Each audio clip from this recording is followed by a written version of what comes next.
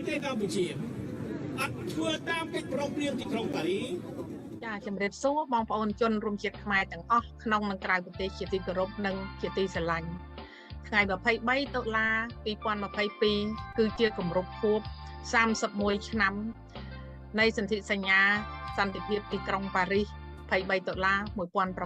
1991យើងខ្ញុំសមាគមគាំទ្រប្រជាធិបតេយ្យសូមចូលរួមចំណែកគាំទ្រទាមទារច្បាប់សន្ធិសញ្ញាសន្តិភាពទីក្រុងប៉ារីស23តុលា1991ហើយយើងខ្ញុំទាំងអស់គ្នាមានកិច្ចពិភាក្សាជាមួយនឹងប្រជាពលរដ្ឋទូទៅដែលសម្របសម្រួលដោយលោកសំកុលវត្តដូច្នេះសូមអញ្ជើញបងប្អូនជនរួមជាតិទាំងអស់មេត្តាចូលរួមទស្សនាដោយតទៅអរគុណបងសម្បត្តិជាបឋមសូមជម្រាបសួរបងប្អូនពលរដ្ឋខ្មែរទូទាំងក្នុងនិងក្រៅប្រទេសជាទីគោរពរាប់អានសូមថ្វាយបង្គំព្រះថេរានុថេរៈគ្រប់ព្រះអង្គបងប្អូនបានជ្រាបហើយថាថ្ងៃ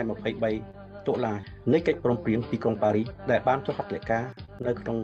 ថ្ងៃ23តុលាឆ្នាំ1991ដែលបានផ្ដល់កំណើតនៃលទ្ធិប្រជាធិបតេយ្យដល់ប្រទេសកម្ពុជាខ្ញុំបាទសំកុលវត្តរស់នៅទីក្រុងអូតាវ៉ានៃប្រទេសកាណាដាមានកិត្តិយសនិងមោទនភាពដែលបានចូលរួមសម្របសម្រួលពិភាក្សាជាមួយប្រជាពលរដ្ឋខ្មែរទាំងក្នុងនិងក្រៅប្រទេសដើម្បីស្វែងយល់អំពីទស្សនៈនិងការយល់ដឹងនៃសារៈសំខាន់របស់កិច្ចព្រមព្រៀងទីក្រុងប៉ារីសចុះឆ្នាំ1991ប្រកបណាស់ចំពោះរូបខ្ញុំកិច្ចព្រមព្រៀងទីក្រុងប៉ារីសឆ្នាំ1991ជាមរតកការថែរក្សាសន្តិភាពលទ្ធិប្រជាធិបតេយ្យការគោរពសិទ្ធិមនុស្សបូរណភាពទឹកដីអភិរភាពការកសាងនិងស្ដារអភិវឌ្ឍជាតិដូច្នេះយើងត្រូវតែនាំគ្នាថែរក្សាដើម្បីកុំឲ្យខាតពេលសូមបងប្អូនអស់លោកតាមដានជាមួយខ្ញុំដើម្បីស្វែងយល់អំពីទស្សនៈពលរដ្ឋខ្មែរទូទាំងពិភពលោកពាក់ព័ន្ធនឹងកិច្ចព្រមព្រៀងទីក្រុងប៉ារីសឆ្នាំ1991សូមគោរពអញ្ជើញដូចតទៅសេចក្តីកិច្ចព្រមព្រៀងសន្តិភាពទីក្រុងប៉ារីសដែលកើតឡើងនៅថ្ងៃទី23តុលា1991តាំងនាមខ្ញុំជាខ្មែរម្នាក់ខ្ញុំសូមទាមទារឲ្យការអនុវត្តកិច្ចព្រមព្រៀងនេះឲ្យពេញលេញដើម្បីឲ្យខ្មែរយើងមានសន្តិភាពសេរីភាពនិងលទ្ធិប្រជាធិបតេយ្យពិតប្រាកដសូមខ្មែរយើងទាំងអស់គ្នាចូលរួមសកម្មភាពជាជុំតែមួយដើម្បីប្រទេសកម្ពុជារបស់យើងសូមអរគុណហើយក្នុងនាមខ្ញុំជាយុវជនខ្មែរមួយរូបខ្ញុំមានយោបល់ខ្លះខ្ញុំនឹងលើកឡើងនៅចំណុចសំខាន់ចំនួន4ដើម្បីជូនដល់លោកយាយតាអ៊ុំពូញីងបងប្អូនជនជាតិខ្មែរយើងធ្វើការសម្រេចចិត្តនៅក្នុងការជួយដល់ប្រទេសកម្ពុជាយើងហើយនឹងគិតធ្វើយ៉ាងណាថាតើការបោះឆ្នោតឆ្នាំ2023នេះតើលោកយាយតាអ៊ុំពូមីបងប្អូនយើងគួរតែធ្វើយ៉ាងណាចំណុចសំខាន់ទី1ដែលខ្ញុំចង់លើកឡើងនោះគឺថាតើកិច្ចព្រមព្រៀងសន្តិភាពទីក្រុងប៉ារីស23ដុល្លារ1991នឹង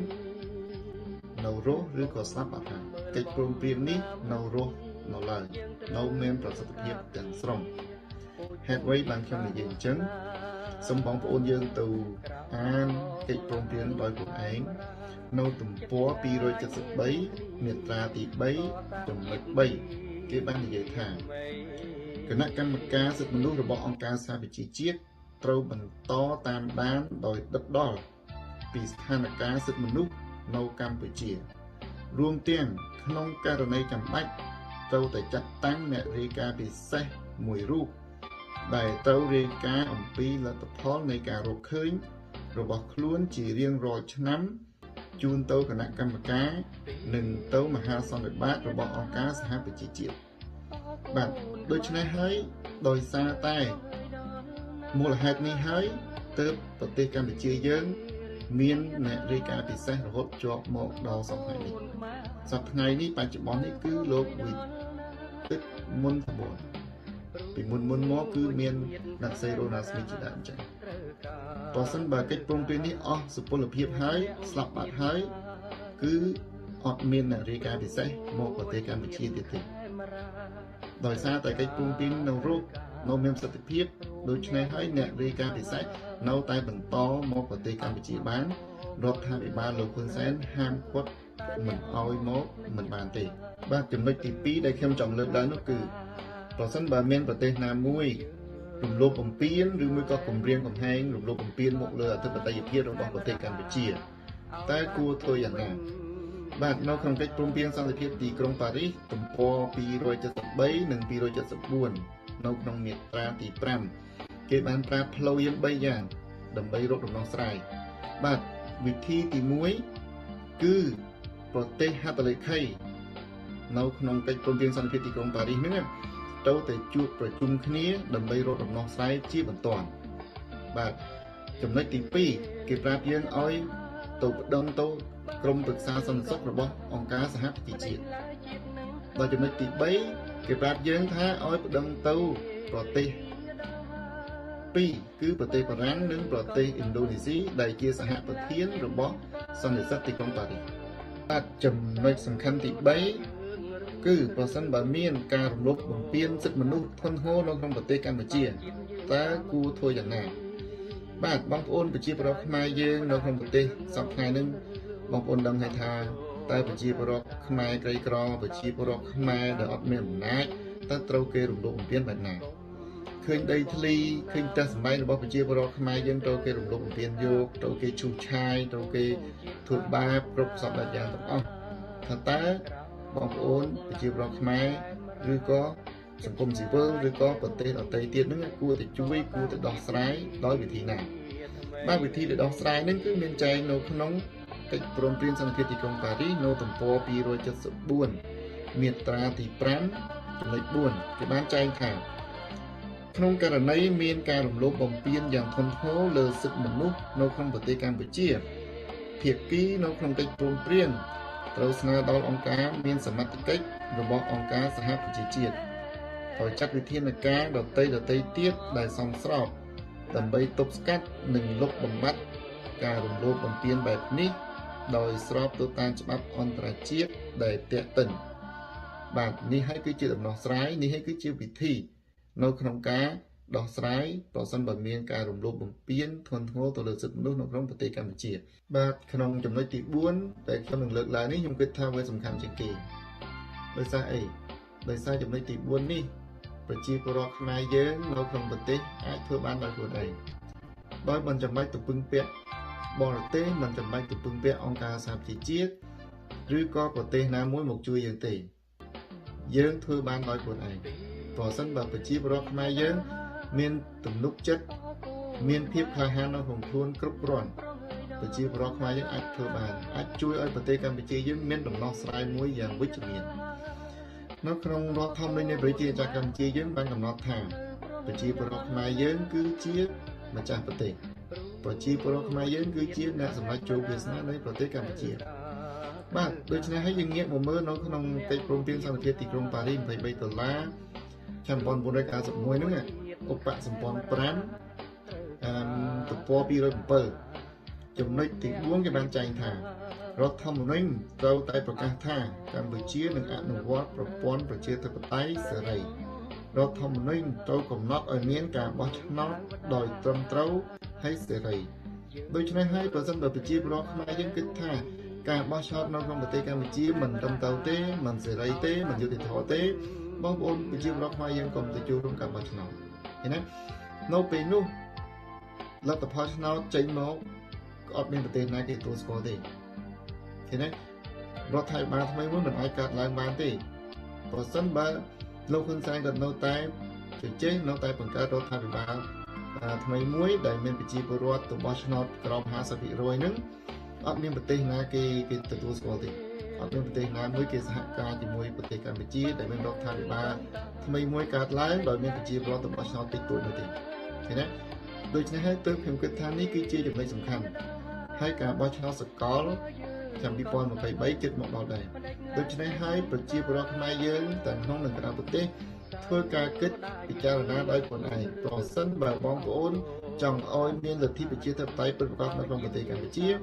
ប្រសិនបើបងប្អូនចង់ឲ្យឃើញ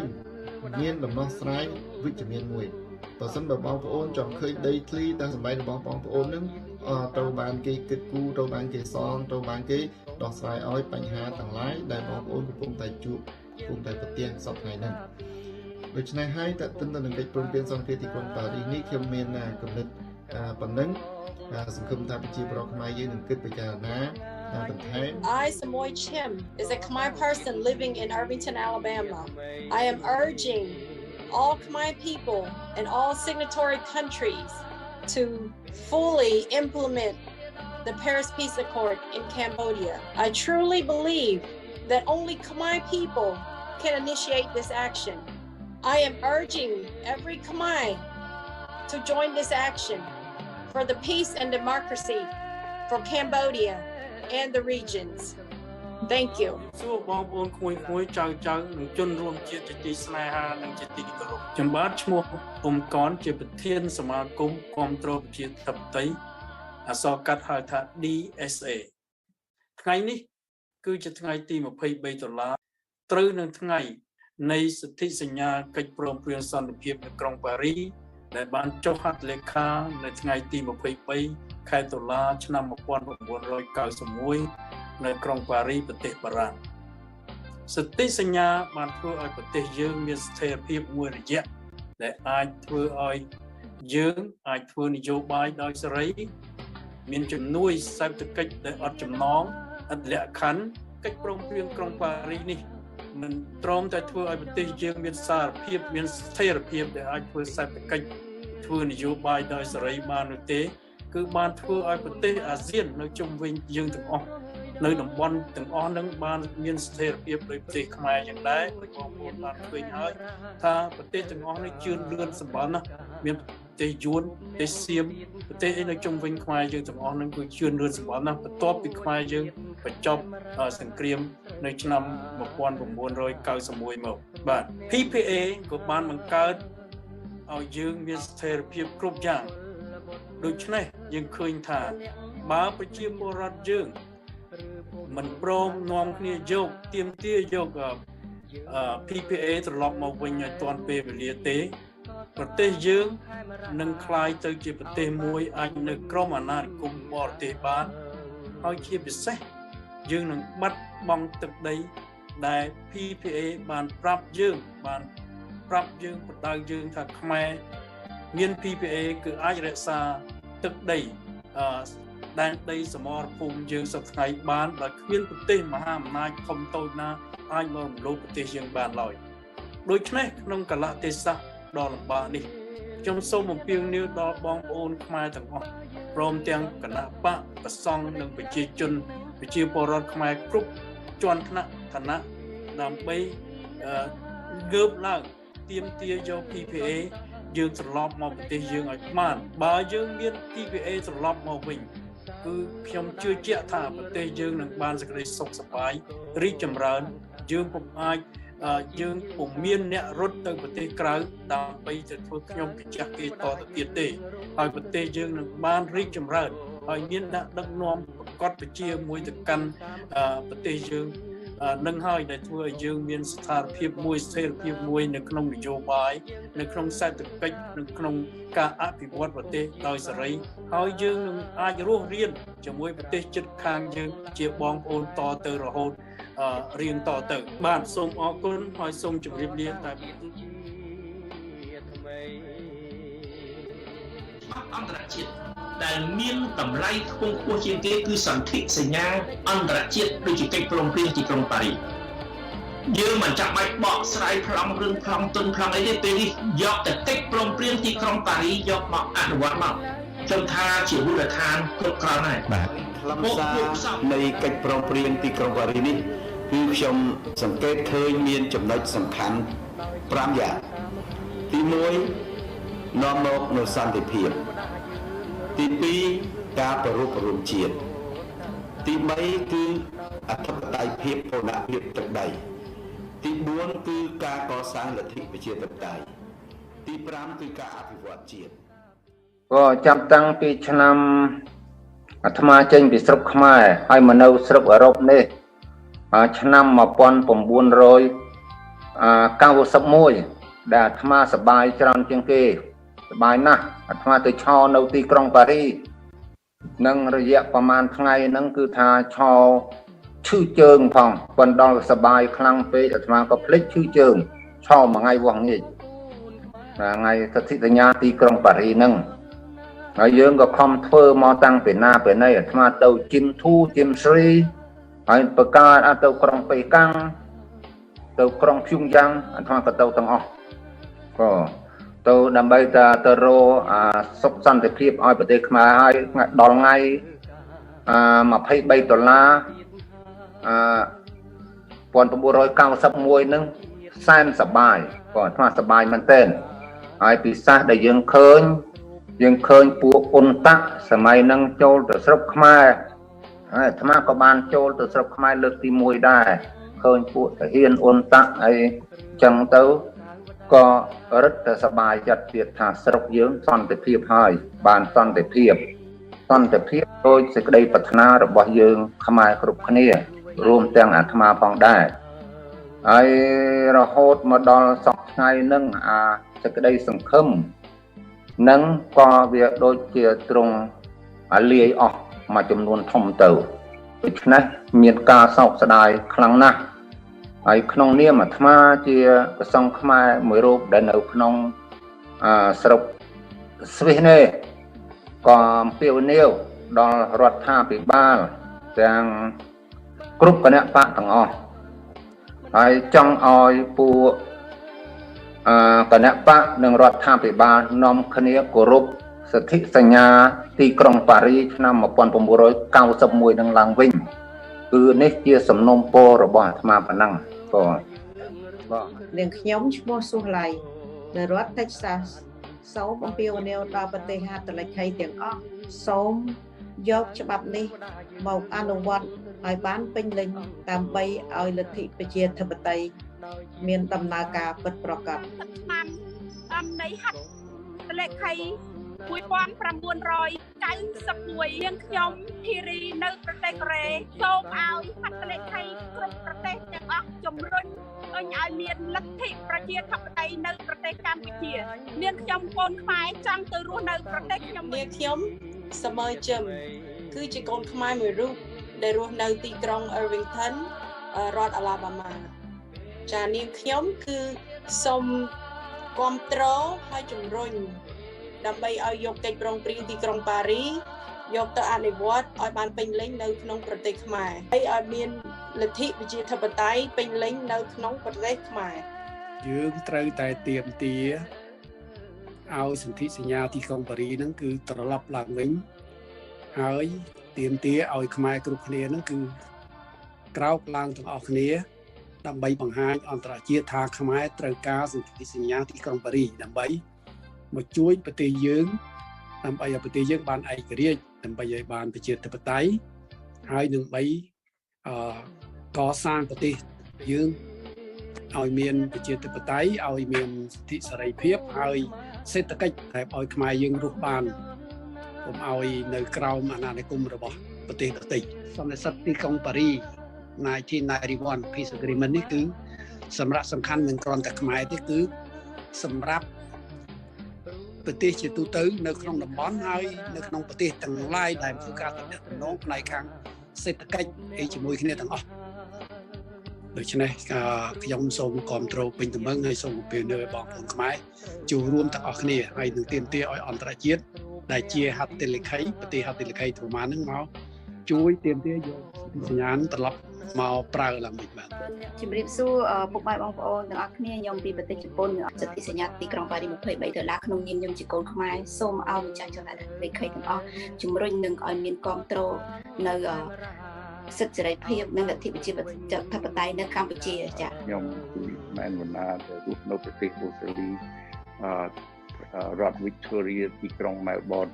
កិច្ចព្រមព្រៀងនេះហើយដែលធ្វើគេចង់បានឲ្យប្រទេសកម្ពុជាយើងខ្លាយទៅជាប្រទេសដែលគោរពលទ្ធិប្រជាធិបតេយ្យពិតប្រាកដមានរដ្ឋធម្មនុញ្ញច្បាស់លាស់3ទសវត្សរ៍មកហើយដែលជាពលរដ្ឋយើងមិនទាន់បានទទួលនៅសេរីភាពនៅលទ្ធិប្រជាធិបតេយ្យពិតប្រាកដតើ ជាពលរដ្ឋយើងត្រូវធ្វើអីខ្លះដើម្បីតស៊ូរំដោះប្រទេសខ្មែរយើងឲ្យមានលទ្ធិប្រជាធិបតេយ្យពិតប្រាកដតាមសេចក្តីព្រមព្រៀងនៃ$23 1991នេះទីទៅធ្វើកិច្ចព្រមព្រៀងឲ្យ$23ឆ្នាំ1991ហ្នឹងមកអនុវត្តវិញតតែប្រជាពលរដ្ឋយើងទាំងអស់គ្រប់ស្ថាប័នគ្រប់ថ្នាក់ដឹកនាំទោះជាមិនមែនជាគណៈបកក៏ដោយជាសមាគមជាសហគមន៍ក៏ដោយក៏សូមអំពាវក៏ខ្ញុំសូមអំពាវនាវឲ្យធ្វើការរួមគ្នាដើម្បីជាតិយើងហើយធ្វើការរួមគ្នានេះគឺយើងមានឆន្ទៈដូចគ្នាគឺយើងអត់ចង់បានអ្វីក្រៅពីសេរីភាពអំណាចរបស់យើងរបស់ប្រជាពលរដ្ឋទូទៅហើយនឹងយុត្តិធម៌សម្រាប់សង្គមទាំងមូលយើងខ្ញុំសូមអំពាវនាវម្ដងទៀតសូមឲ្យគ្រប់ស្ថាប័នគឺយើងយោគយល់គ្នាយើងដើរទៅឆ្ពោះទៅរកលទ្ធិរកអំណាចដែលយើងចង់បានដែលចែងនៅក្នុងសេចក្តីព្រមព្រៀង$231991នេះគឺប្រតិបត្តិជាគ្រឹះរបស់យើងដូចខ្ញុំជម្រាបអញ្ចឹងគឺថាអន្តរជាតិទាំងអស់មហាអំណាចទាំងអស់គេគ្រប់គ្រងហើយនេះជាខួបទី30របស់កិច្ចព្រមព្រៀងនេះដូច្នេះយើងមិនអាចនៅស្ងៀមយើងមិនអាចឈរមើលយើងមិនអាចឈរស្ដាប់យើងត្រូវតែរួបរวมគ្នាបញ្ចេញសម្លេងតែមួយគឺសូមឲ្យប្រទេសដែលចុះហត្ថលេខីអំពាវនាវដល់គាត់ដើម្បីឲ្យគាត់ជួយយើងអំពាវនាវដល់មហាអំណាចទាំង5ដែលគាត់បានជាសាក្សីហើយចុះហត្ថលេខីដែរនោះឲ្យជួយយើងខ្ញុំសូមអំពាវនាវដល់ខ្មែរទូទាំងពិភពលោកចូលរួមយុទ្ធនាការកិច្ចព្រមព្រៀងសន្តិភាពទីក្រុងប៉ារីនិងដើម្បីអនុវត្តឲ្យបានពេញលេញក្នុងខួប30ឆ្នាំនេះឲ្យប្រទេសយើងទទួលបានសេរីភាពពិតប្រាកដខ្ញុំបាទវឿនវាសនាហៅក្រញូងព្រៃឡង់ជាជនភៀសខ្លួនផ្នែកនយោបាយប្រចាំប្រទេសថៃខ្ញុំបាទសូមអំពាវនាវដល់ប្រជាពលរដ្ឋខ្មែរទូទាំងពិភពលោកចូលរួមដើម្បីរំលឹកខួបកិច្ចព្រមព្រៀងទីក្រុងប៉ារីសឲ្យបានទាំងអស់គ្នានៅថ្ងៃ23តុលា1991និង23តុលា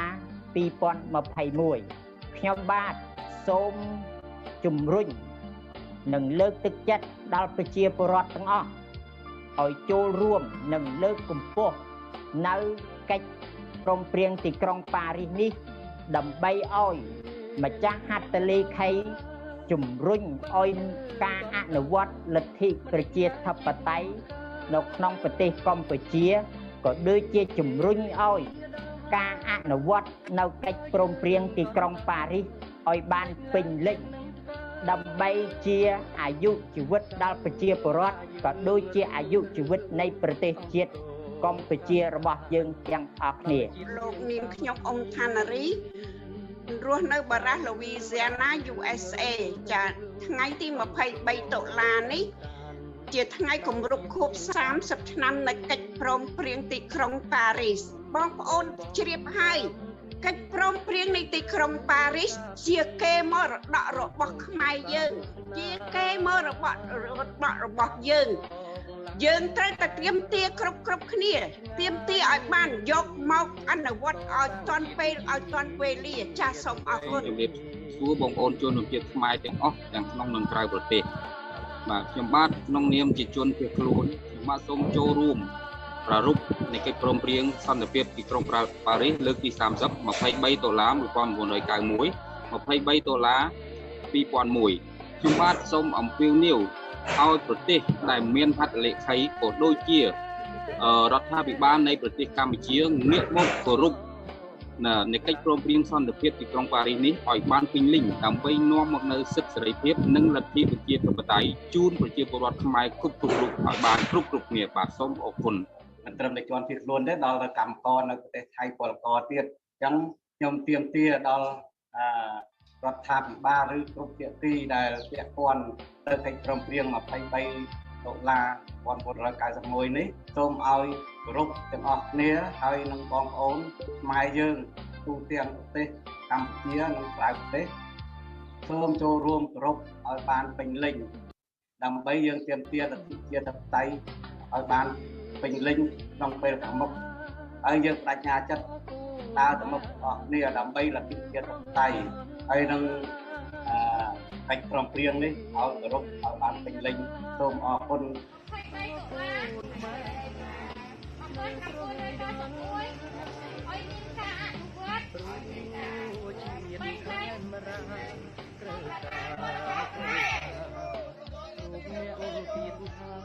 ឆាយសធារស់នៅទីក្រុងអូតាវ៉ាប្រទេសកាណាដាសូមអំពាវនាវដល់ព្រះសង្ឃនិងបងប្អូនរួមជាតិទាំងអស់ជួយទាមទារកិច្ចព្រមព្រៀងទីក្រុងប៉ារីអនុវត្តនៅប្រទេសកម្ពុជាឡើងវិញអញ្ចឹងខ្ញុំបាទម៉ែសធាវុឌ្ឍចេញពីខាង Northern California សូមគោរពបងប្អូនជនរួមជាតិទាំងអស់ហើយនេះខ្ញុំសូមនិយាយពីបញ្ហាសន្ធិសញ្ញាសន្តិភាពទីក្រុងប៉ារីសនៅឆ្នាំ1991ខែតុលាកិច្ចព្រមព្រៀងសន្តិភាពនៅទីក្រុងប៉ារីសនេះគឺជាកន្លឹះអាយុជីវិតរបស់ប្រជាជាតិខ្មែរទាំងមូលដែលបានរៀបចំឡើងដោយអង្គការសហប្រជាជាតិនៅឆ្នាំ1991នេះគឺដើម្បីការពារសិទ្ធិសេរីភាពដើម្បីការពារបូរណភាពទឹកដីរបស់កម្ពុជាយើងសំខាន់បំផុតជនបរទេសផ្សេងគឺមិនអាចលូកដៃចូលទៅក្នុងផ្ទៃក្នុងប្រទេសកម្ពុជាបានទេហើយមានតែសន្ធិសញ្ញានេះហើយដែលជាអាវុធមួយសម្រាប់ការពារសិទ្ធិសេរីភាពនៅក្នុងទឹកដីខ្មែរដំណាក់កាលអ៊ុនតាក់ដែលចូលរៀបចំសន្តិភាពស្រុកខ្មែរហ្នឹងគឺក្នុងនោះមានរដ្ឋាភិបាលចម្រុះដែលយើងចាប់ដៃគ្នាហ្នឹងត្រូវតែគោរពសិទ្ធិសញ្ញានិយាយរួមទៅបូរណភាពទឹកដីខ្មែរយើងកុំឲ្យជនបរទេសប្រសាសន៍ចាក់ពពកផ្សេងដូចជាយើងនិយាយចឹងចោះពីព្រោះអីអ្នកខ្លះគេចង់យកខ្មែរយើងធ្វើជាអាណានិគមចឹងច្បាប់នេះដើម្បីការពារកុំឲ្យពួកទាំងនោះចិនយួនក៏ដោយគឺថាមិនអាចលើកដៃជ្រៀតជ្រែកនឹងបូរណភាពទឹកដីខ្មែរយើងអញ្ចឹងខ្ញុំសូមប្រកាសទៅដល់បងប្អូនទាំងអស់ដែលស្រឡាញ់សន្តិភាពនិងចង់បានប្រទេសកម្ពុជាយើងឲ្យមានសិទ្ធិសេរីភាពហើយនឹងអាចការពារខ្លួនបានគឺសិទ្ធិសញ្ញានេះគឺយើងត្រូវតែទាមទារឲ្យនៅមានតម្លាភាពទៅមុខទៀតដើម្បីយើងបង្ហាញពិភពលោកថាយើងគ្មានអីអាងក្រៅពីសន្ធិសញ្ញាសន្តិភាពទីក្រុងប៉ារីសនេះទេហើយនៅក្នុងនោះសម័យនោះគឺយើងមានហត្ថលេខីចំនួន18ប្រទេសអញ្ចឹងបានសេចក្តីថាបុគ្គលណាក៏ដោយមានបំណងចង់លុបសិទ្ធិសញ្ញានេះចោលគឺជាកំណត់មួយដ៏អាស្រូវហើយខ្ពត់ទៀត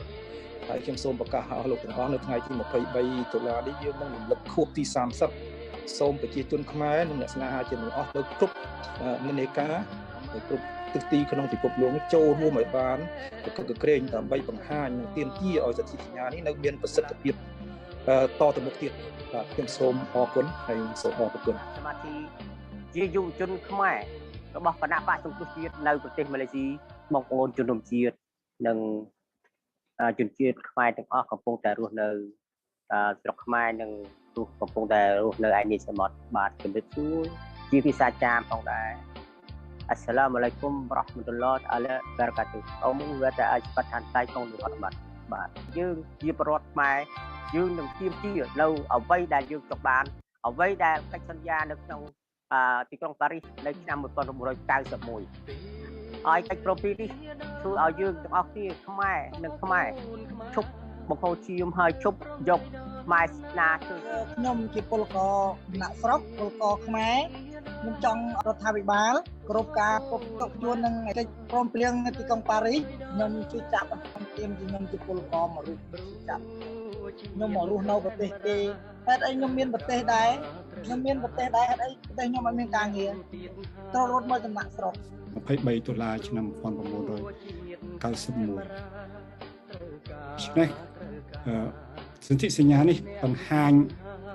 ឬបញ្ជាក់ឲ្យបានច្បាស់បានយ៉ាងច្បាស់ថាគឺជាសន្ធិសញ្ញាដែលធ្វើឲ្យខ្មែររស់ឡើងវិញមុនឆ្នាំ91ប្រទេសកម្ពុជានៅជាចំណុះឬក៏នៅក្រោមអំណាចត្រួតត្រារបស់ប្រទេសយួន ដូច្នេះសន្ធិសញ្ញានេះបានបង្ហាញយ៉ាងច្បាស់អំពីទី1គឺធ្វើឲ្យខ្មែរមានសិទ្ធិសេរីភាពពិតប្រាកដទី2ធ្វើឲ្យបូរណភាពទឹកដីរបស់ខ្មែរដែលនិរាកនៅសន្ធិសញ្ញាផ្សេងដែលប្រទេសកម្ពុជាឬក៏អាជ្ញារដ្ឋកម្ពុជានោះបានចុះហត្ថលេខាជាមួយនឹងយួនក៏ប៉ុន្តែ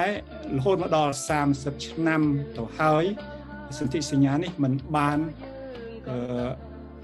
អនុវត្តឲ្យបានច្បាស់លាស់ត្រឹមត្រូវដោយដែលមានចែងនៅក្នុងសន្ធិសញ្ញាទីក្រុងប៉ារីឆ្នាំ1991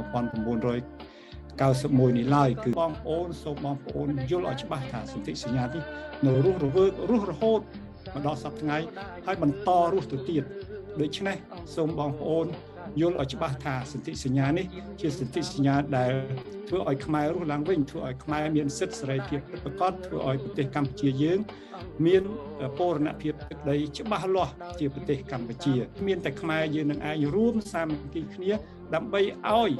រដ្ឋាភិបាលសពថ្ងៃដើម្បីឲ្យប្រទេសហត្ថលេខីទាំងអស់នឹងឯង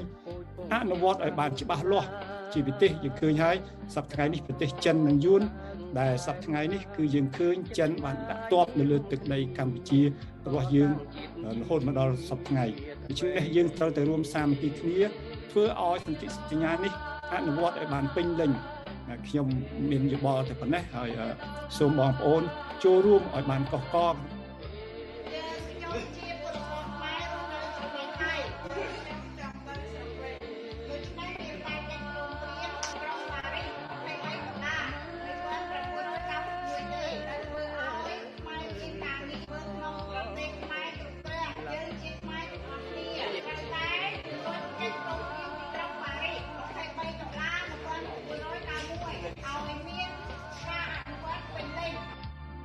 ជ័យយកកម្លាំងពលរបស់ខ្មែរ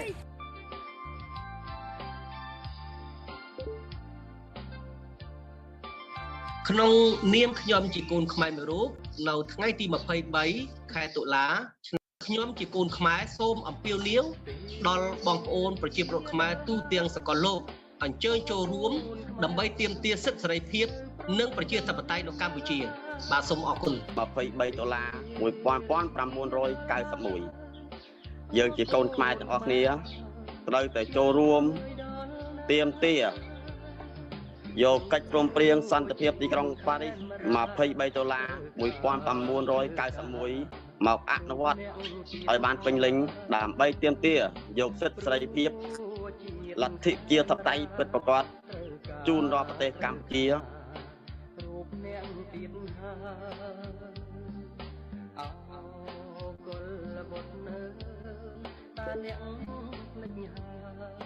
សួរបងប្អូនខ្មែររួមជាតិជាទីស្នេហាខ្ញុំបាទឈ្មោះប៊ុនកេះរស់នៅក្នុង Rhode Island ស្រុកអាមេរិកក្រុងប៉ារីថ្ងៃ$23ដែលជាថ្ងៃសម្រាប់កិច្ចព្រមព្រៀងសន្តិភាពប្រទេសខ្មែរនេះយើងក្នុងរបបសូមឲ្យពាវនាវនៅលើពិភពលោកនៅលើផែនដីដែលមានមហាអំណាចទាំង5នៅលើពិភពលោកនឹងរួមទាំងប្រទេសទាំងអស់ដែលជាហត្ថលេខីសម្រាប់កម្ពុជាដើម្បីសន្តិភាពនៅទីក្រុងប៉ារីនឹងឲ្យងើបឡើងវិញឲ្យចាប់ផ្ដើមពិនិត្យឡើងវិញដើម្បីសម្រាប់ខ្មែរដែលសពថ្ងៃទៅបច្ចុប្បន្ននឹងកំពុងតែមានការទុកសោកការសង្កត់សង្កិនពីរបបបល្ល័យពូជសាសន៍ដែលវាមិនចង់ឲ្យខ្មែរយើងមានរូបរស់នឹងគឺសូមឲ្យប្រទេសហត្ថលេខីទាំងអស់នឹងរួមទាំងពិភពលោកមហាអំណាចទាំង5នឹងជួយលើកឡើងនៅសន្តិភាពដើម្បីទីក្រុងប៉ារីនេះឡើងវិញថ្ងៃ23តុលា2021ជាគម្រប់ខួប30ឆ្នាំនៃកិច្ចព្រមព្រៀងទីក្រុងប៉ារីសយើងខ្ញុំសូមគាំទ្រកិច្ចព្រមព្រៀងនេះដែលកើតនៅឆ្នាំ1991អាស្រ័យហេតុនេះសូមឲ្យមហាអំណាចទាំង5និងប្រទេសទាំង18មេត្តាជួយលើក យកកិច្ចព្រមព្រៀងទីក្រុងប៉ារីសមកអនុវត្តឲ្យបានពេញលេញយើងខ្ញុំជាប្រជាពលរដ្ឋខ្មែរត្រូវការច្បាប់លទ្ធិប្រជាធិបតេយ្យឲ្យបានច្បាស់លាស់ព្រោះពេលនេះលទ្ធិប្រជាធិបតេយ្យនៅស្រុកខ្មែរជាលទ្ធិប្រជាធិបតេយ្យคล้ายៗប្រជាពលរដ្ឋខ្មែររងទុក្ខវេទនាជារៀងរាល់ថ្ងៃអាស្រ័យហេតុនេះសូមឲ្យប្រទេសទាំង18និងប្រទេសមហាអំណាចទាំង5ជួយដល់ប្រជាពលរដ្ឋខ្មែរយើងខ្ញុំផងសូមអរគុណខ្ញុំជាពលរដ្ឋខ្មែរមួយរូបដែលរស់នៅប្រទេសកាណាដាទីក្រុងរ៉ាប្រទេសកាណាដាខ្ញុំសូមអំពាវនាវឲ្យបងប្អូនពលរដ្ឋខ្មែរទាំងអស់ទាំងក្នុងនិងក្រៅប្រទេសគឺក្រោកឈរឡើងទាំងអស់គ្នាគ្រប់គ្រងសន្ធិសញ្ញាទីក្រុងប៉ារីស23សាលានេះពីព្រោះយើងសំខាន់ណាស់ដើម្បីនឹងកសាងប្រទេសយើងឡើងដូចជាសម័យដែលយើងធ្លាប់បានអ៊ុនតាក់ដែលគេចូលអញ្ចឹងដូច្នេះម្ដងនេះគឺថាយើងត្រូវតែរួមគ្នាទាំងអស់គ្នាគ្រប់គណៈបកគ្រប់និន្នាការនយោបាយសមាគមណាក៏ដោយគឺថាយើងត្រូវតែរួមគ្នាដើម្បីនឹងកសាងប្រទេសយើងដោយសំអាងលើកិច្ចព្រមព្រៀងទីក្រុងប៉ារីសបាទសូមអរគុណ The world made a promise through the Accords to the Cambodian people to support peace, democracy, human rights, and support Cambodia to remain non-aligned in the community of nations. 29 years on, peace, I think it's fair to say, has largely been achieved, ending the violent conflict of the Khmer Rouge and then the Vietnamese occupation. But sadly, Hun Sen's gangster regime is leading the country further away than ever from a country that respects human rights and implements true democracy. There's growing evidence of China exporting the authoritarian model, holus bolus, propping up Hun Sen and his CPP cronies. Now, the 1991 Accords have a formal mechanism, Article 29, which signatories to the Accords can trigger, which would bring together the countries in the event of serious violations of human rights. They're still in force. The current approach of the international community is clearly not working. The Cambodian people are suffering. And so I call on the government, 29 years on, to honour our promise, to honour the signature that we placed on those documents, to make it mean something, to honour that promise to the Cambodian people, to consider activating Article 29 and also to look at tougher measures from Australia, asset freezes, visa bans on people from Cambodia and other countries who commit serious human rights violations. ហើយជាពលករមកពីប្រទេសថៃគាំទ្រ$23,1900 PC ប្រទេសកាណាដាសូមគាំទ្រនៅសន្តិភាពទីក្រុងប៉ារីស$23ឆ្នាំ1991បាទជាប្រជាពលរដ្ឋអ្នកស្រឡាញ់លទ្ធិប្រជាធិបតេយ្យខ្ញុំនៅតែគាំទ្រដាច់ខាតសន្ធិសញ្ញាកិច្ចព្រមព្រៀងទីក្រុងប៉ារីស$23,1991នាមខ្ញុំបាទជាប្រជាពលរដ្ឋម្នាក់ដែលស្រឡាញ់លទ្ធិប្រជាធិបតេយ្យយើងខ្ញុំសូមគាំទ្រដាច់ខាតនៅសន្ធិសញ្ញាសន្តិភាពទីក្រុងប៉ារីសដែលធ្វើឡើងនៅក្នុងឆ្នាំឈ្មោះហួតសុកលីខ្ញុំគាំទ្រកិច្ចព្រមព្រៀងទីក្រុងប៉ារីស$23,1991អស់ចិត្តគាំទ្រកិច្ចព្រមព្រៀងសន្តិភាពថ្ងៃ$23ឆ្នាំ1991ខ្ញុំបាទឈ្មោះមីខេមរស់នៅណៃម៉ូ PC ប្រទេសកាណាដាសូមគាំទ្រនៅសន្តិភាពទីក្រុងប៉ារីស$23ឆ្នាំ1991ខ្ញុំបាទជាប្រជាពលរដ្ឋអ្នកស្រឡាញ់លទ្ធិប្រជាធិបតេយ្យខ្ញុំនៅគាំទ្រដាច់ខាតសន្ធិសញ្ញាកិច្ចព្រមព្រៀងទីក្រុងប៉ារីស$231991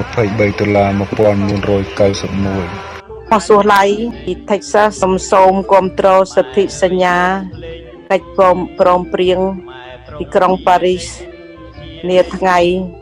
$23ឆ្នាំ1991ខ្ញុំជាប្រជាពលរដ្ឋដែលស្រឡាញ់លទ្ធិប្រជាធិបតេយ្យសូមគាំទ្រដាច់ខាតសន្ធិសញ្ញាសន្តិភាពទីក្រុងប៉ារីសដែលធ្វើឡើងនៅឆ្នាំ1991នាមខ្ញុំជាប្រជាពលរដ្ឋខ្មែរដែលស្រឡាញ់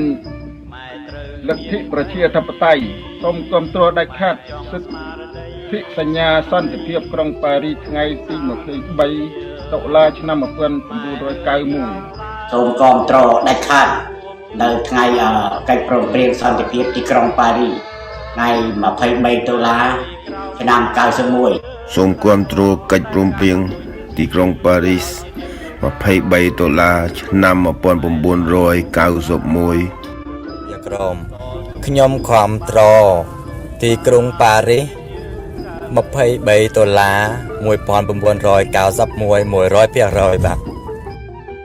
ទីក្រុងឡុងប៊ីចកាលីហ្វ័រញ៉ាខ្ញុំបាទសូមគាំទ្រកិច្ចព្រមព្រៀងទីក្រុងប៉ារីស23តុលាឆ្នាំ1991សូមគាំទ្រដាច់ខាតនៅកិច្ចព្រមព្រៀងសន្តិភាពទីក្រុងប៉ារីសឆ្នាំ1991សូមគាំទ្រដាច់ខាតសន្តិភាពនៅទីក្រុងប៉ារីសឆ្នាំ1991នៅ Las Vegas Nevada ខ្ញុំសូមគាំទ្រថ្ងៃ23ខែ10ឆ្នាំ1991ពេញទៅចាស់ជំរាបសួរនាងខ្ញុំ Mrs. មកពីបរ៉ាស់ Louisiana នាងខ្ញុំបដិញ្ញាគាំទ្រទាមទារយកសិទ្ធិសញ្ញាថ្ងៃទី23តុលាឆ្នាំ1991 I'm Senator Ed Markey from Massachusetts, chairman of the Senate Subcommittee on East Asia. It's my pleasure to join Cambodian opposition leaders and activists on the 30th anniversary of the signing of the landmark Paris Peace Agreements. The Paris Peace Agreements were a landmark achievement for the people of Cambodia and the international community. And with this agreement, the people of Cambodia ended a brutal, decade-long civil war. And with the United States, Russia, and other international partners working to build a secure, united, sovereign, and free Cambodia. A coalition of countries guided by the United Nations Transitional Peacekeeping Mission created an environment for national reconciliation, returned hundreds of thousands of refugees displaced by war, and set the foundation for democracy. The Paris Peace Agreements also gave birth to the adoption of a Cambodian constitution that guarantees the right of all of its citizens, an independent media, and free expression, and a vibrant civil society. They're all hallmarks of any democracy, and they are enshrined in Cambodia's constitution. And these guarantees are sadly under assault by Prime Minister Hun Sen and the ruling Cambodian People's Party. Since taking power in 1993, Hun Sen has chipped away the rights of the Cambodian people. Years of deteriorating rights and norms came to a head when he banned the main opposition party, the Cambodia National Rescue Party, in 2017, effectively turning Cambodia into a one-party state. The government has also reportedly defied its commitment to neutrality under both the Paris Peace Agreements and its constitution by welcoming the Chinese military on its shores. As we look back on this anniversary, we must also look ahead. All signatories to the Paris Peace Agreements can do just that by speaking up for Cambodia's democracy and speaking out against those actors who seek to subvert it. So I thank Cambodia's vibrant diaspora in Massachusetts and all others who champion for a brighter, freer, and more prosperous future for Cambodia. We have to keep our voices loud. We have to keep organized so that we put the pressure on the Cambodian government to absolutely honor what is in their constitution for every person in Cambodia. So thank you all so much for everything that you're doing. I am your partner. I will work with you in order to accomplish the highest aspirations that you have for your home country. Thank you. ជាយុវជនចំនួនថ្មីរបស់កម្ពុជានាងខ្ញុំសូមអំពាវនាវឲ្យមហាជនទាំងអស់ហើយនិងប្រជាពលរដ្ឋចូលរួមឈឺឆ្អាលរឿង PPA នេះឲ្យបានត្រឹមត្រូវមកពីតាំងពី91មកមិនទាន់ដែលមានបោះឆ្នោតដោយសេរីនិងយុត្តិធម៌ទេ Thank you for inviting me to greet your assembly today. My name is Phil Robertson. I'm the Deputy Asia Director of Human Rights Watch. I'm based in Bangkok, Thailand, and actually last year I had the privilege to meet a number of your leaders when they did come to Thailand. October 23rd is an important day for Cambodia's human rights and democracy movement because it marks the Paris Peace Accords. Those accords held out such promise for a new Cambodia, for a truly rights-respecting democratic Cambodia that would become a peaceful and developed country. That was the dream of many Cambodians, both inside and outside of the country, and it was also the goal of the United Nations and the many governments that worked long and hard on the Paris Peace Accords, and also on the development and operation of the UN Transitional Authority in Cambodia, or UNTAC. I actually had the privilege of working prior to that with the Asia Pacific Subcommittee of the House Foreign Affairs Committee. At that time, the subcommittee was chaired by Congressman Steve Solars from New York. Steve and his staff, including me, played an important role actually in developing the idea for the peace accords and the quadripartite negotiations that ultimately led to the accords being reached. I also had the privilege of working in Cambodia in 1993 when the UNTAC was operating there. I was present during the elections, and actually I remember the night before going to sleep and listening to the sound of the electric generators and wondering whether in fact we would see the Khmer Rouge come out the next day and disrupt the elections as they had threatened on the radio all week before. What was incredible, and I woke and was amazed, just like many other election observers, at the courage and spirit of the Cambodian people who at 7 in the morning lined up in long lines in Phnom Penh and all around the country to vote, demanding that they have a say in their future, demanding respect for their rights, and for peace finally to come to Cambodia. More than 50% of the people voted on that day, making it impossible for the Khmer Rouge to follow through on their threat to disrupt the election. It was a watershed for Cambodian democracy, and it was really an impressive day. But little did we know that there was another former Khmer Rouge, Prime Minister Hun Sen, who would subvert the entire system of human rights and democracy and turn the promises of the Paris Peace Accords into an empty promise, an empty vessel, a dream denied. I was there again in Phnom Penh in 2018 for the bogus election that was neither free nor fair, because the CNRP, the opposition party, had been dissolved in advance, meaning that it was really a one-horse race with Hun Sen and no one else. Not surprisingly, the ruling Cambodian People's Party won a 125-0 margin in the National Assembly. What a total joke. Human Rights Watch has just released the Khmer language version of our report, The Dirty Dozen, a long history of human rights abuses by Hun Sen's generals. You will recognize the names of all the villains in that report. People like Pol Sarun, Kun Kim, Net Savun, Chap Pikade, Mok Chito, and others. You can download that report for free at www.hrw.org.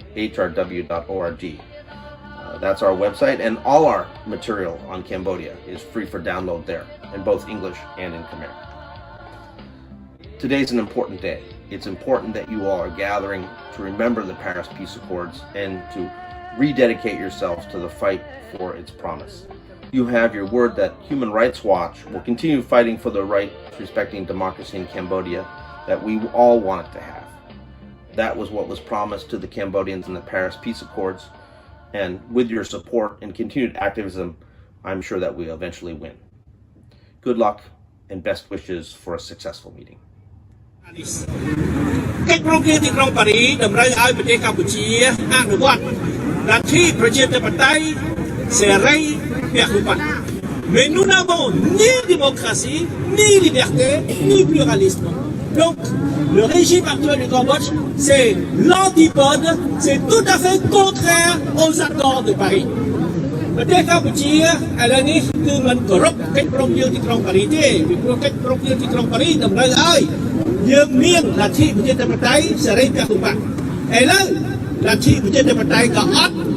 សេរីក៏អត់ពហុបកក៏អត់មិនមែនប្រជាធិបតេយ្យទេរបស់ផ្ដាច់ការ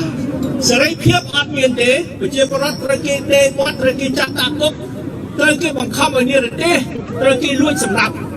ហើយចំពោះពហុបកអត់សោះពីព្រោះបកតែមួយគឺគណៈបកលោកហ៊ុនសែនសុកខៃ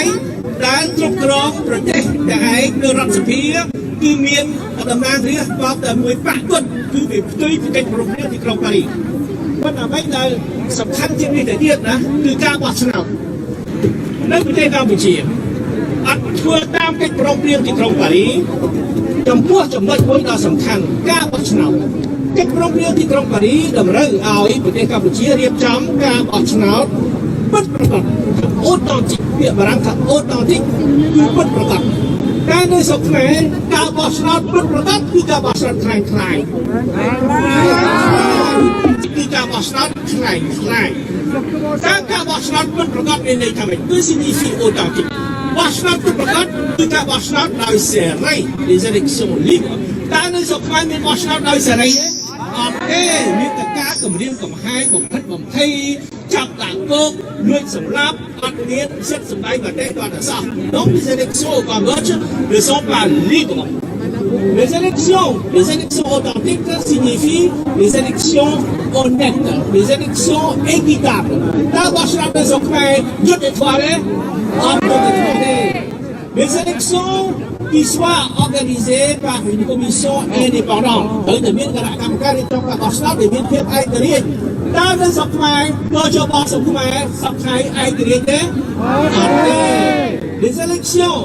les élections authentiques signifient des élections ouvertes. Que pas de genre, à une mine, que n'a pas de or, de robe dans ses règles, soit clear, d'eau clear. Dans le Sokmai, car pas de genre, que n'a pas de or, de robe dans clear, soit clear. On behalf of all Cambodian communities, we call upon the United Nations, the government of the French Republic, the Republic of Indonesia, as co-chairs of the 1991 Paris Conference on Cambodia, to reconvene members of the 22 signatory countries for a summit to reactivate the intent of the Paris Peace Agreement so that Cambodia can finally attain true peace and true democracy. កិច្ចព្រមព្រៀងសន្តិភាពទីក្រុងប៉ារីស 23 តុលា 1991 គឺជាមរតកជាតិខ្មែររបស់ពលរដ្ឋគ្រប់រូប សូមអរគុណ កិច្ចព្រមព្រៀងសន្តិភាពទីក្រុងប៉ារីស 23 តុលា ឆ្នាំ 1991 គឺជាកិច្ចព្រមព្រៀងអន្តរជាតិដ៏ធំមួយ មិនត្រឹមតែប្រទេសកម្ពុជាត្រូវគោរពធ្វើតាមទេ ប្រទេសហត្ថលេខីទាំងអស់ ប្រទេសមហាអំណាចទាំងអស់ រួមទាំងអង្គការសហប្រជាជាតិត្រូវតែគោរពតាម ក្នុងនាមខ្ញុំជាយុវជនខ្មែរមួយរូប សូមអំពាវនាវដល់ប្រជាជនខ្មែរទាំងអស់ទាំងក្នុងនិងក្រៅប្រទេស ជាពិសេសយុវជនខ្មែរ សូមរួបរวมគ្នាជាធ្លុងមួយ ដើម្បីទាមទារឲ្យប្រទេសហត្ថលេខីទាំងអស់ រួមទាំងរដ្ឋាភិបាលកម្ពុជា បច្ចុប្បន្ន ឲ្យងាកមកគោរពធ្វើតាមកិច្ចព្រមព្រៀងសន្តិភាពទីក្រុងប៉ារីស 23 តុលា ឆ្នាំ 1991 នេះឲ្យបានពេញលេញ ដើម្បីទាមទារឲ្យមានការគោរពសិទ្ធិប្រជាពលរដ្ឋខ្មែរឲ្យបានពេញលេញ លទ្ធិប្រជាធិបតេយ្យនៅក្នុងប្រទេសកម្ពុជាឲ្យបានពេញលេញ និងសន្តិភាពជូនប្រជាពលរដ្ឋខ្មែរឲ្យបានពេញលេញ បាទសាស្ត្រជំរាបសួរម្ដងទៀតបងប្អូនណាហើយខ្ញុំសូមថ្លែងអំណរគុណដល់បងប្អូនទាំងអស់ដែលបានតាមដានកម្មវិធីលោកតាំងពីដើមរហូតដល់ចប់បងប្អូនឃើញហើយប្រជាពលរដ្ឋយើងទូទាំងពិភពលោកកំពុងតែរួបរวมគ្នាដើម្បីទាមទារ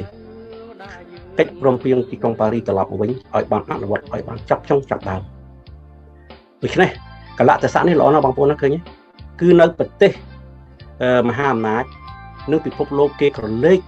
មើលទៅកម្ពុជាយើងសារជាថ្មីម្ដងទៀតយើងជាខ្មែរត្រូវយកបញ្ហានេះមកដោះស្រាយខ្លួនយើងដូច្នេះយើងត្រូវរួបរวมគ្នាមិនថាបងប្អូនជាគណៈបកឬក៏នៅក្នុងនានាការណាមួយទេព្រោះប្រទេសជាតិកម្ពុជាជាប្រទេសយើងទាំងអស់គ្នាខ្ញុំសូមអំពាវនាវសារជាថ្មីឲ្យបងប្អូនទាំងក្នុងទាំងក្រៅឲ្យតែបងប្អូនជាប្រជាពលរដ្ឋខ្មែរដែលស្រឡាញ់ខ្មែរ ចង់ឃើញប្រទេសជាតិយើងមានការរីកចម្រើនចង់ឃើញកម្ពុជាជាកម្ពុជាមួយអមតៈសូមបងប្អូនចូលរួមបងប្អូនសូមបងប្អូនចូលរួមគាំទ្រចលនាទាមទារ PPA ទាំងអស់គ្នាដើម្បីឲ្យបានដល់គោលដៅរបស់យើងសូមអរគុណ